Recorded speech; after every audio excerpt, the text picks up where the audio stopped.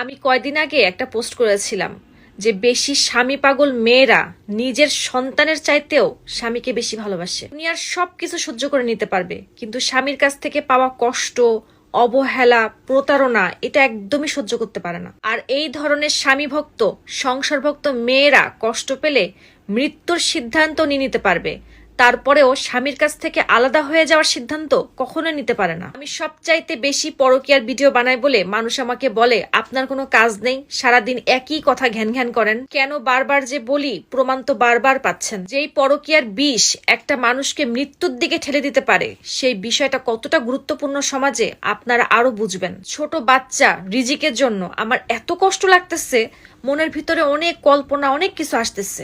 আমি আমার মেয়েকে জড়ায় ধরে কেন জানি বলতেছি যে আমি যদি জীবনে অনেক বেশিও কষ্ট পাই, তারপরেও তোমাদেরকে ছেড়ে আমি কোথাও যাব না। ছোট বাচ্চা রিজিক যখন তার বাবা আলভিকে জিজ্ঞাসা করবে যে মা কোথায়, তখন কি জবাব দেবে? এইসব ঘটনা দেখে শিক্ষা গ্রহণ করেন, নিজের বিবেককে জাগ্রত করেন। একজনকে ভালোবেসে ছোট্ট একটা দুনিয়া কাটিয়ে যান না। জীবনে একটা বিশ্বস্ত ভালোবাসার মানুষ পাইলে তাকেই ভালোবাসেন না।